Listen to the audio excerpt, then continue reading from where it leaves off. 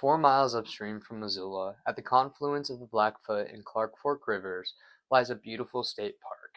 With plentiful stream access, ecological diversity, recreation opportunity, and an interstate right in between it. However, this area used to be a site of a major hydropower dam, used by a private company to provide power to all of the Missoula Valley. This, coupled with 100 years' worth of erosion, flooding, and human development, created a clog that allowed years' worth of toxic chemicals to build up in the Clark Forks River, leading to the largest and most expensive cleanup effort in United States history. But to understand that story, we first need to understand how we got here. In 1904, Montana Senator William A. Clark purchased land at the confluence with the intention to construct a large-scale hydroelectric dam to power all of the Missoula Valley. The dam was officially completed in 1907 and was fully closed in January of 1908, which caused the roads in the surrounding area to flood as much as 12 feet. Maybe this flood was just nature's foreshadowing to what could happen here just a couple of months later. The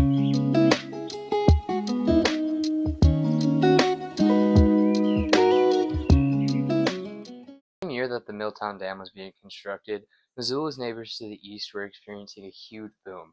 Copper was needed more than ever, and gold and silver became less popular.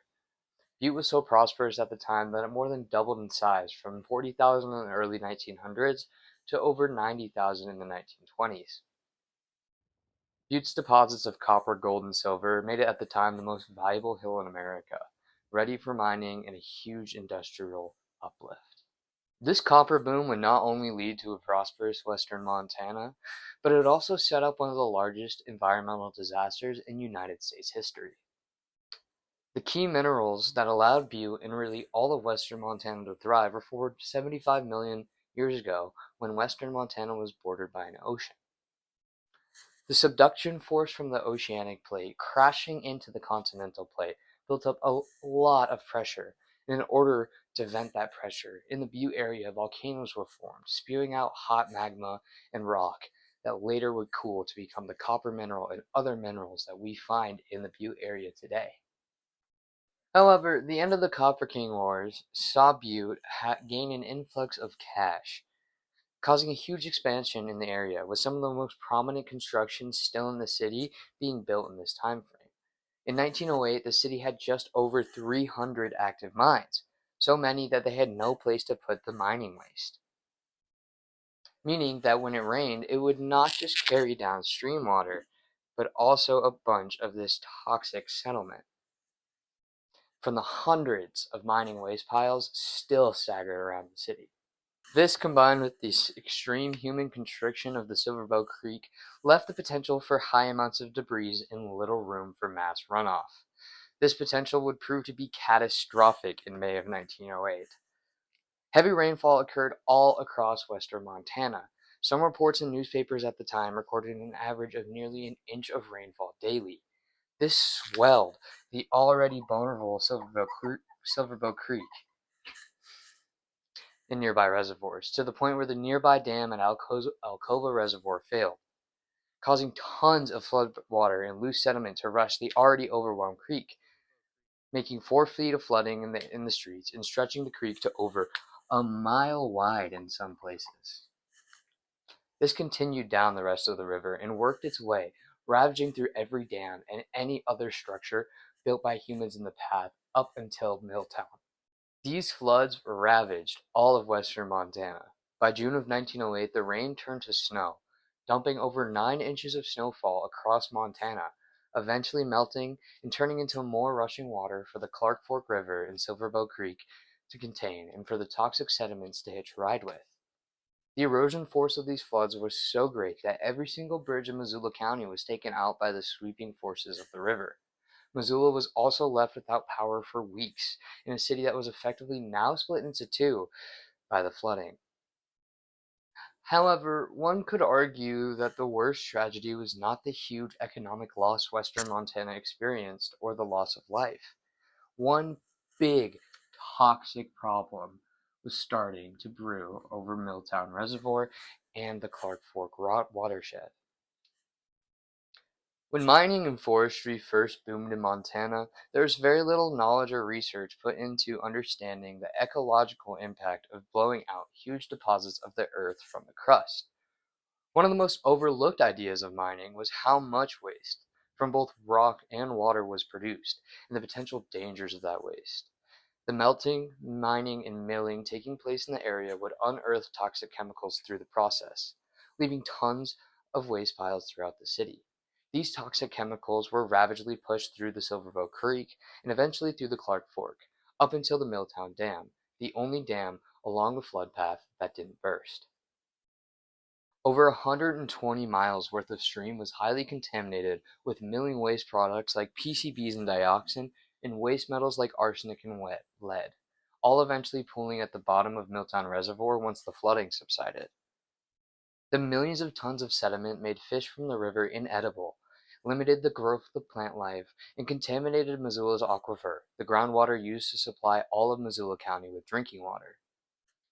In 1980, the United States Congress passed the Comprehensive Environmental Response, Compensation, and Liability Act, or the Superfund Act, in response to an increasing amount of environmental disasters causing human risk or injury from improper waste disposal.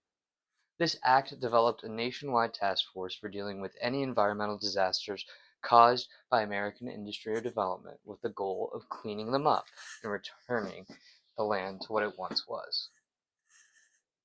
After this act was passed, in 1983, the state of Montana sued Atlantic Richfield Company, a subsidiary of British Petroleum and what became of the Anaconda Mining Company, under these new laws for the large amount of toxic sediments left in the river, the destruction of natural stream banks, and the destruction of the nearby landscapes.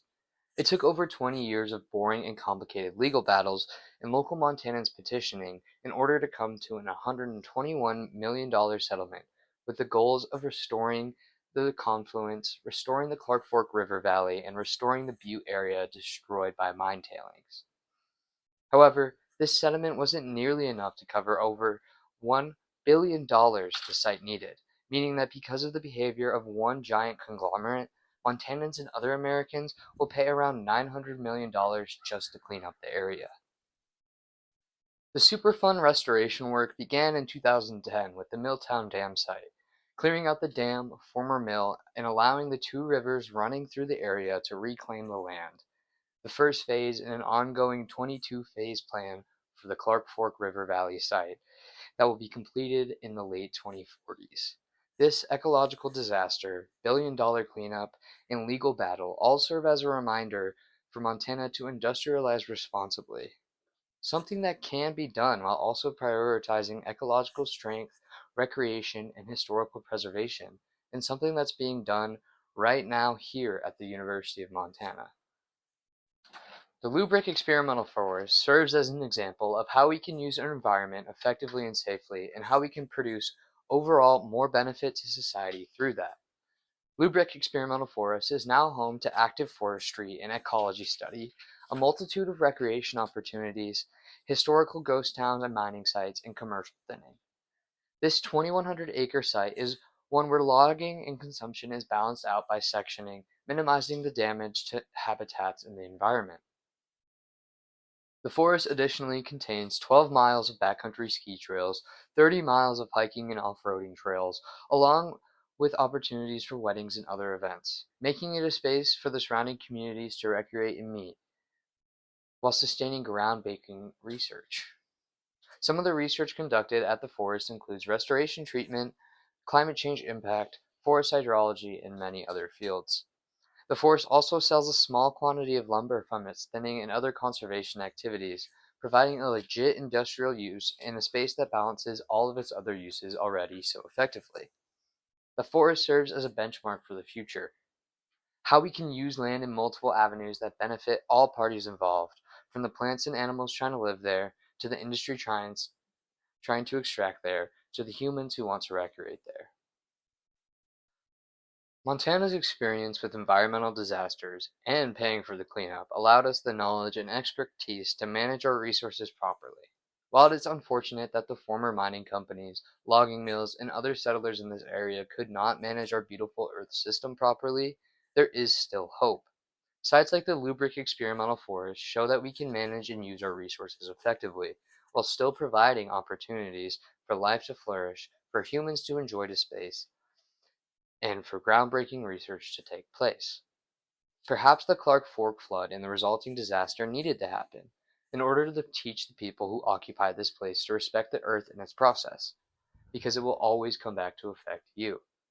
One thing is certain from this story, however: the earth will find a way, through human and natural disasters, to continue its great system and flourish, with our help or without it.